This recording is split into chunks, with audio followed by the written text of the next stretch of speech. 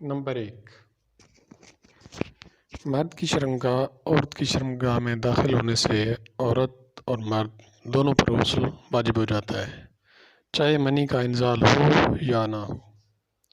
Number 2، میاں بیوی کی خلوت اور جماع کی باتیں لوگوں میں بیان کرنا سراسر بے حیائی کی علامت ہے۔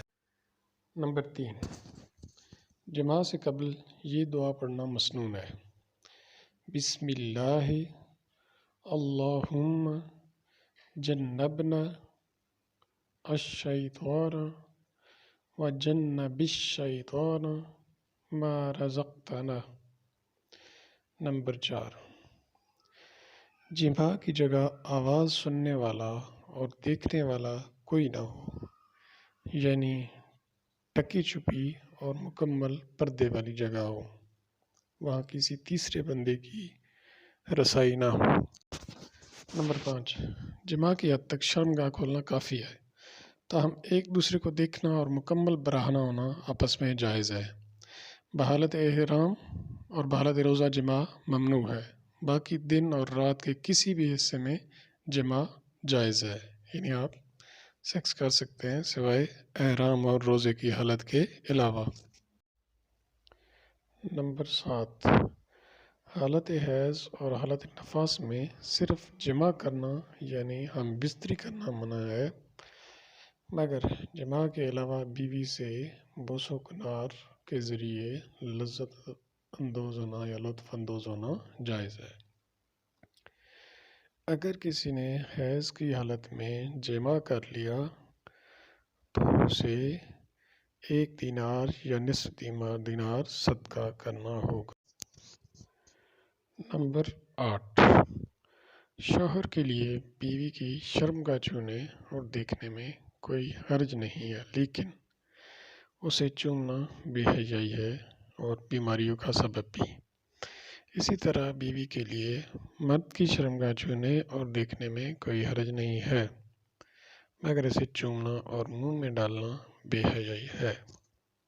نمبر 9، میاں بیوی کا ایک دوسرے سے غیر فطری طریقے سے منی خارج کروانا یعنی ڈسچارج ہونا بھی متعدد جسمانی نقصانات کے ساتھ بے حیا لوگوں کا راستہ اختیار کرنا ہے۔ مومن ہر کام میں حیا کا میل پہلو مد نظر رکھتا ہے۔ نمبر 10، ایک ہی رات میں 2 بار جماع کرنے سے پہلے اگر میسر ہو تو غسل کر لیا جائے یا وضو کر لیا جائے۔ بغیر وضو کے بھی دوبارہ جماع یعنی سیکس کر سکتے ہیں، کیونکہ رسول اللہ صلی اللہ علیہ وسلم ایک غسل سے کئی ازواج سے مباشرت فرماتے تھے۔ نمبر 11، جب جماع کی حالت میں اذان ہونے لگے یا اقامت کی آواز سنائی دے تو اس عمل کو جاری رکھنے میں کوئی حرج نہیں ہے، تاہم اس سے جلد از جلد فراغت حاصل کر کے اور غسل کر کے نماز فجر ادا کریں۔ نمبر 12، حالت جنابت میں یعنی ناپاکی کی حالت میں قرآن مجید کی تلاوت نہیں کر سکتے، مگر ذکر اذکار، دعا سلام، کام کاج، بات چیت، کھانا پینا سب جائز ہے۔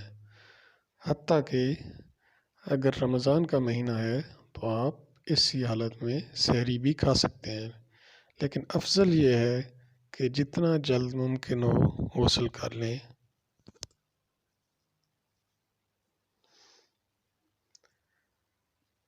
نمبر 13، اولاد کے درمیان ضرورت کے تحت وقفہ کرنے کی نیت سے جماع کرتے ہوئے منی شرمگاہ کے باہر خارج کرنا جائز ہے، لیکن شوقیہ ایسا کرنے سے بچنا چاہیے، کیونکہ نکاح کا سب سے اہم اور افضل مقصد افزائش نسل ہے۔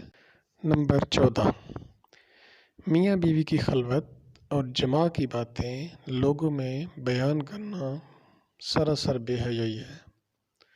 رسول اللہ صلی اللہ علیہ وسلم نے اپنی امت کو اس قبیح عمل سے منع فرمایا ہے۔ ناظرین، ویڈیو دیکھنے کا بہت بہت شکریہ۔